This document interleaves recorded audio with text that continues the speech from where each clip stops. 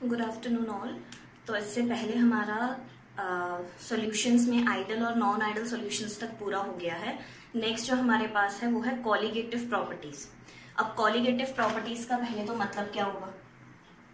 तो colligative properties का मतलब है कि अगर हम कंबाइन किसी चीज की बात कर रहे हैं, फॉर एग्जाम्पल सोल्यूशन है, तो सोल्यूशन हमेशा सॉल्यूट और सॉल्वेंट से मिलके ही बनेगा।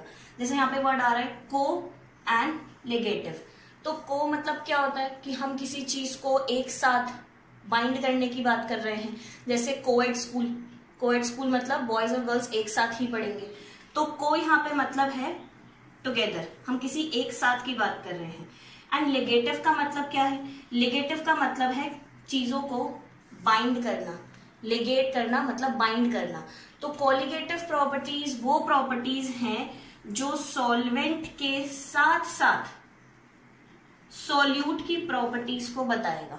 मतलब वो प्रॉपर्टीज जो कि सॉल्यूशन पे अमाउंट ऑफ सॉल्यूट पे डिपेंड करेगी। So colligative properties are those properties which depend upon the number of moles of solute। और number of moles of solute जब हम बात कर रहे हैं तो मतलब हम तो सॉल्यूशन की बात कर रहे हैं, और सॉल्यूशन में सॉल्वेंट तो ऑलरेडी प्रेजेंट होता है। तो कॉलिगेटिव प्रॉपर्टीज हमारे पास सॉल्यूशन की प्रॉपर्टीज हैं, जिसमें से कि हम उन प्रॉपर्टीज की बात कर रहे हैं जो कि सिर्फ उसके अमाउंट पे डिपेंड करती है, मतलब सॉल्यूट के नंबर ऑफ मोल्स पे डिपेंड करती है। तो नंबर ऑफ मोल्स हम स्पेसिफाई क्यों कर रहे हैं? क्योंकि these are those properties which do not depend upon the nature of solute. कोई फर्क नहीं पड़ता सॉल्यूट कैसा है, बट सॉल्यूट का अमाउंट कितना है उससे हमारे जिन जिन प्रॉपर्टीज में फर्क आता है हमें वो प्रॉपर्टीज देखनी है। ठीक है, मैं एक बार वापस बता देती हूँ। तो कॉलिगेटिव प्रॉपर्टीज का मतलब है हम कंबाइनली किसी चीज की बात कर रहे हैं। ये वो प्रॉपर्टीज हैं सॉल्यूशंस की जो कि अमाउंट ऑफ सॉल्यूट पे डिपेंड करती है।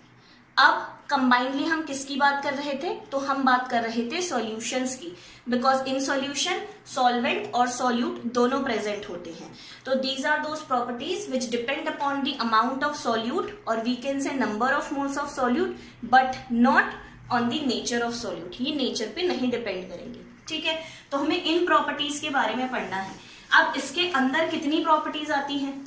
ये तो जस्ट की कॉलिगेटिव प्रॉपर्टी का मतलब क्या है। अब इसके अंदर हमारे पास टोटल है 4 प्रॉपर्टी। सबसे पहला हमारे पास है relative lowering of vapour pressure, relative lowering in vapour pressure. Second property है हमारे पास elevation in boiling point. Third property है हमारे पास डिप्रेशन इन फ्रीजिंग पॉइंट। और लास्ट प्रॉपर्टी है हमारे पास ऑस्मोटिक प्रेशर। तो कॉलिगेटिव के अंदर हमें ये टोटल 4 प्रॉपर्टीज करनी है। ठीक, स्टार्ट हम कहां से करेंगे? आज हम स्टार्ट करेंगे रिलेटिव लोवरिंग और वेपर प्रेशर से। ये हमारा राउल्ट्स लॉ से ही रिलेटेड है। तो relative lowering in vapour pressure को हम इन शॉर्ट RLVP बोलते हैं। ये रहा relative lowering in vapour pressure. ठीक है, तो हम स्टार्ट करेंगे आज अपनी फर्स्ट प्रॉपर्टी से कि इसमें हमें देखना क्या है। तो जब भी हम इसको डिराइव करेंगे तो इसमें हमें क्या पता चल जाएगा कि अमाउंट पे कैसे डिपेंड कर रही है। ठीक है, अब सपोज करो हमारे पास पहली प्रॉपर्टी स्टार्ट करते हैं RLVP। हमारे पास सॉल्यूशन है जिसमें कि A और B सॉल्वेंट एंड सॉल्यूट दोनों प्रेजेंट है। ठीक है, अब सॉल्यूट को हम मान लेते हैं नॉन वोलेटाइल सॉल्यूट। हमने वोलेटाइल और वोलेटाइल का राउल्ट्स लॉ का फर्स्ट केस कर लिया था। हमारे पास जो नॉन वोलेटाइल और वोलेटाइल का था वो राउल्ट्स लॉ का सेकंड केस था, जो मैंने अभी पहले बताया था। ठीक है, तो अगर मैं बात करती हूं यहाँ पे, तो यहाँ पे ये हमारे पास होगा वोलेटाइल लिक्विड। राइट, हमें निकालना क्या है? हमें निकालनी है relative lowering in vapour pressure. तो पहले मैं इसको डिवाइड कर देती हूँ, रिलेटिव को छोड़ दो, पहले हम निकालेंगे lowering in vapour pressure. Lowering का मतलब क्या होता है एक बार खुद से सोचो। तो लोवरिंग मतलब होता है कम होना, किसी चीज के अमाउंट में डिक्रीज आ जाना। तो हम यहाँ पे उसी की बात कर रहे हैं। तो लोवरिंग डिक्रीज किसके अमाउंट में आया? वेपर प्रेशर के अमाउंट में। तो अकॉर्डिंग टू राउल्ट्स लॉ पहले हम वेपर प्रेशर की इक्वेशन लिख लेते हैं। तो according to Raoult's law PA is equals to P0 A into zeta A, यही होता है राउल्स लॉ, जो कि सिर्फ वोलेटाइल कंपोनेंट्स पे लगता है। तो ये रहा वोलेटाइल। क्या हम B के लिए लिख सकते हैं? तो बिल्कुल भी नहीं, क्योंकि B नॉन वोलेटाइल है, राइट। अब हमें निकालना क्या है कि वेपर प्रेशर में कमी कितनी आई, लोवरिंग, डिक्रीज कितना हुआ। तो कमी के लिए हमें ये पता होना चाहिए कि ओरिजिनल कितना था, मतलब P0 A कितना था, ठीक है। अब लोवरिंग बताने से पहले मैं एक छोटा सा पॉइंट डिस्कस कर लेती हूँ कि जब हम बात करते हैं वेपर प्रेशर ऑफ सॉल्यूशन, मतलब A जब सॉल्यूशन में मिक्स हो गया तो इसका वेपर प्रेशर क्या होगा। और अगर मैं बात करूं प्योर वेपर प्रेशर की, तो तुम लोग के अकॉर्डिंग इन दोनों में से कौन सी वैल्यू बड़ी होगी, अब हम एक बार डिस्कस कर लेते हैं। तो जब मेरे पास एक प्योर सॉल्वेंट था तो इसके उस टाइम पे कुछ वेपर्स बन रही थी और वो कुछ प्रेशर एक्सर्ट कर रहे होंगे, तो उसका वेपर प्रेशर हो गया P0 A, ये अकेला A है, ठीक। फिर हमने क्या किया, इस सॉल्वेंट में सॉल्यूट को भी मिला दिया। सॉल्यूट कैसा, नॉन वोलेटाइल। तो जब हमने यहां सॉल्वेंट में सॉल्यूट को मिलाया तो कुछ पार्टिकल्स की जगह तो सॉल्यूट ने भी लेनी होगी ना, मतलब अब पूरे उसमें A तो अकेला नहीं है, सॉल्वेंट अकेला नहीं है, सॉल्वेंट के साथ अब आ गया है सॉल्यूट, मतलब कि अब जो वेपर प्रेशर अकेले A के बन रहे थे, अब कहीं कहीं जगह पे B के पार्टिकल आ गए हैं। मतलब कुछ ऐसे कि अगर ये हमारा कंटेनर है, पहले यहाँ पे सिर्फ A के पार्टिकल्स थे, ये रहे सिर्फ A के पार्टिकल, क्योंकि उस टाइम पे A अकेला था, राइट। तो इसकी ही वेपर्स बन रही थी सारी की सारी। अब जब हम बात करते हैं कि हमने इसमें एक नॉन वोलेटाइल सॉल्यूट मिला दिया, मतलब अब कहीं बीच बीच में क्या हो रहा होगा, सॉल्यूट भी तो आ गया होगा, सॉल्यूट के पार्टिकल्स ने भी जगह ऑक्यूपाई की होगी, ये रहा। मतलब कि अब जो सॉल्वेंट के वेपर्स बन रहे थे वो कम हो जाएंगे। कम क्यों होंगे, क्योंकि सॉल्वेंट की कुछ जगह सॉल्यूट ने ऑक्यूपाई करनी है। जैसे ये देखो जो मैंने शेड किया है, ये मैंने सॉल्यूट दिखा दिया, तो कुछ जगह पे सॉल्यूट हो गया, तो जहां जहां पे सॉल्वेंट की जगह कम हुई वहां वहां से वेपर्स भी नहीं बनेंगे। मतलब कि हमेशा जो प्योर वाला है उसका वेपर प्रेशर ज्यादा होता है कंपेयर टू वेपर प्रेशर उसी कंपोनेंट का सोल्यूशन में। ये vapour pressure of A in the solution है, तो जब ये सोल्यूशन बना लेगा तब इसके वेपर प्रेशर कम हो जाएंगे। क्यों, क्योंकि उस टाइम पे दूसरे पार्टिकल ने भी जगह ऑक्यूपाई कर ली है, और जब ये इंडिविजुअली था तो इसके वेपर ज्यादा बन रहे हैं। मतलब क्या हुआ, जब भी हम प्योर की बात करते हैं तो प्योर का वेपर प्रेशर हमेशा ज्यादा होता है, ठीक है। अब हम निकालते हैं लोवरिंग इन वेपर प्रेशर। तो हमें निकालना है lowering in vapour pressure. Lowering का मतलब होता है डिक्रीज निकालना। मतलब अगर मैं एग्जांपल से समझाऊं, अगर P0 की वैल्यू पहले थी 760, राइट, P की वैल्यू अब बाद में हो गई है 740, तो लोवरिंग कितनी आई, कितनी डिक्रीज हुआ, कितना कमी आई, तो कमी आ गया 20 का। कैसे निकाला, हमने ओरिजिनल जो था उसमें से फाइनल को माइनस कर दिया, तो हमें पता चल गया कितनी कमी आई। तो यहां पे भी वही करेंगे, P0 A माइनस PA। हमें क्या निकालना था, लोवरिंग इन वेपर प्रेशर। तो लोवरिंग का मतलब ओरिजिनल वैल्यू में से मैंने फाइनल माइनस कर दिया, या बोलो बड़ी वैल्यू में से छोटी वैल्यू को मैंने माइनस कर दिया, क्योंकि प्योर वाला हमेशा बड़ा होता है, ठीक। अब वैल्यूज पुट करनी स्टार्ट करो। तो P0 A की वैल्यू तो कुछ नहीं है, इसको ऐसे ही रहने दो। PA हमें पता है इज इक्वल्स टू दिस, तो PA की वैल्यू हो जाएगी P0 A into zeta A, ठीक है। अब दोनों के पास P0 A कॉमन है, बाहर कर दो, तो ये रहा P0 A। इसके पास बचा 1 माइनस इसके पास बचा जीटा A। अब 1 माइनस जीटा A हमारा होता है जीटा B के बराबर, तो P0 A into zeta B। हमने ये पढ़ा था ना, zeta A plus zeta B is equals to 1, which means zeta B is equals to 1 minus zeta A। तो यही मैंने यहाँ पे पुट किया है, 1 minus zeta is equals to zeta, ठीक है।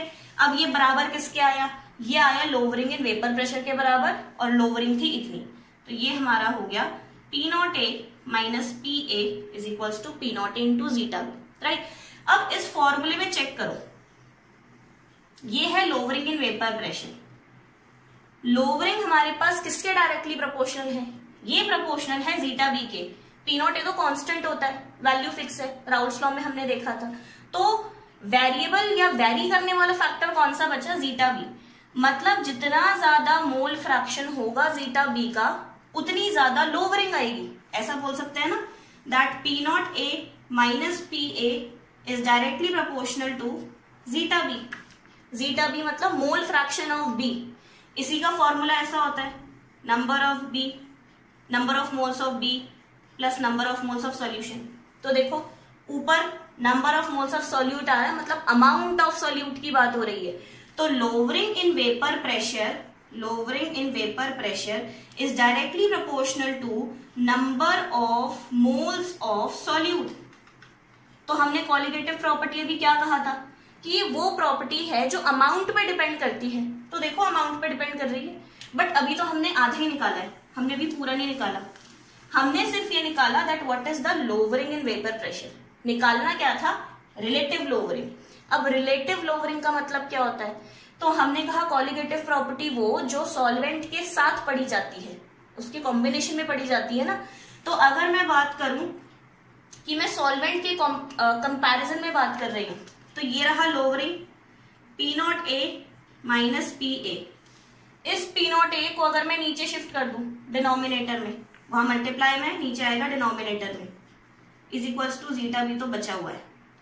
तो ये है हमारा RLVP का फॉर्मूला। तो यहाँ पे रिलेशन किसका हुआ खुद से चेक करो। ये था लोवरिंग इन वेपर प्रेशर। हमने इस लोवरिंग को कंपेयर किया ओरिजिनल वाले से in relation with the solvent. तो lowering in vapour pressure in relation with the solvent is relative lowering of vapour pressure. और ये RLVP पूरा का पूरा किस पे डिपेंड कर रहा है, ये पूरा का पूरा सिर्फ और सिर्फ सॉल्यूट पे डिपेंड कर रहा है। तो ये था हमारा relative lowering in vapour pressure. इसी को हम थोड़ा सा और मॉडिफाई कर सकते हैं कि अगर मैं यहाँ पे इसका फॉर्मूला खोल दूं, तो P naught A minus P A upon P naught A is equals to zeta B. Zeta B का formula number of moles of B upon number of moles of A plus number of moles of B. मतलब यही होता है component के moles upon total solution के moles, right. अब ये इसके बराबर हो जाएगा, मैंने सिर्फ फॉर्मूला ही पुट किया है। तो P naught A minus P A upon P naught A is equals to N B upon N A plus N B, right. अब हम बात कर रहे हैं कि ये सिर्फ और सिर्फ सॉल्यूट की क्वांटिटी पे डिपेंड करता है, नेचर पे नहीं। तो अगर ये नंबर ऑफ मोल सॉल्यूट के बहुत ही कम है, मतलब हमने सपोज करो एक जग पानी में सिर्फ 1 टीस्पून ऑफ शुगर डाला है, तो सॉल्यूट तो बहुत ही कम है। तो if NB is very very less than Na, मतलब वो सॉल्यूट बहुत कम है, तो हम क्या कर सकते हैं, इसको नेग्लेक्ट कर सकते हैं। नेग्लेक्ट हमेशा वहां पे होता है जहां कंपैरिजन हो रहा हो। तो कंपैरिजन था यहाँ पे, तो हम यहाँ नेग्लेक्ट कर सकते हैं। ऐसा नहीं कि ऊपर से हटा देंगे, ऊपर कंपैरिजन था ही नहीं तो वहां से नेग्लेक्ट भी नहीं हो सकता। नेग्लेक्शन हमेशा कंपैरिजन में आता है। तो ये हो जाएगा P naught A minus P A upon P naught A is equals to N B upon N A. N B बहुत छोटा था, हमने उसे नेग्लेक्ट कर दिया। मतलब अगर ये 1 भी छोड़ दो 0.99 है, तो दूसरा सोचो कितना कम होगा उस टाइम पे, 0.01, तो वो तो बहुत कम हो गया, तो हम उसे नेग्लेक्ट कर सकते हैं, ठीक। अब इसका फॉर्मूला रख दो। तो number of moles of B का फॉर्मूला था given mass upon molecular mass. Number of moles of A given mass upon molecular mass, इसको ऊपर शिफ्ट कर दो तो ये आ जाएगा इनटू MA। तो ये हो जाएगा हमारे पास relative lowering in vapour pressure का फॉर्मूला, कि हम अब इससे क्या करेंगे, न्यूमेरिकल सॉल्व करेंगे। ये है हमारे पास relative lowering in vapour pressure, right. तो ये समझ में आ गया कि रिलेटिव लोवरिंग का मतलब क्या था। रिलेटिव लोवरिंग का मतलब था कि हम ओरिजिनल के कंपैरिजन में कितनी लोवरिंग आई है वो कंपेयर कर रहे हैं। जैसे जब हम मार्क्स को फ्रैक्शन में लिखते हैं, अगर किसी के 85 मार्क्स आए हैं तो वो 85 कितने में से आए, ओवरऑल था कितना, तो वो 85/100 ऐसे लिखे जाते हैं। तो इन relation with 100 marks scored is 85। तो वैसे ही यहाँ पे हुआ कि लोवरिंग हुई इतनी, बट एक्चुअल में था कितना, तो इन relation with the original pure solvent का जो वेपर प्रेशर होगा वो। ठीक, तो ये हो गया हमारे पास रिलेटिव फ्लो ओवर रिंग और वेपर प्रेशर। और यहां से तुम खुद से चेक कर सकते हो कि ये पूरी टर्म को हम RLVP कहते हैं और ये डिपेंड कर रही है गिवन मास ऑफ सॉल्यूट पे। तो जितना ज्यादा गिवन मास होगा उतना ज्यादा RLVP की वैल्यू होगी, राइट। तो colligative property depends upon the amount of solute and not on the nature of solute, जो कि यहां से पता चल रहा है। ठीक, अब नेक्स्ट वाले में, नेक्स्ट वीडियो में हम करेंगे about the second property, that is elevation in boiling point. तब तक इसको अच्छे से करना और इस पे बेस न्यूमेरिकल्स प्रैक्टिस करना। ठीक है, थैंक यू।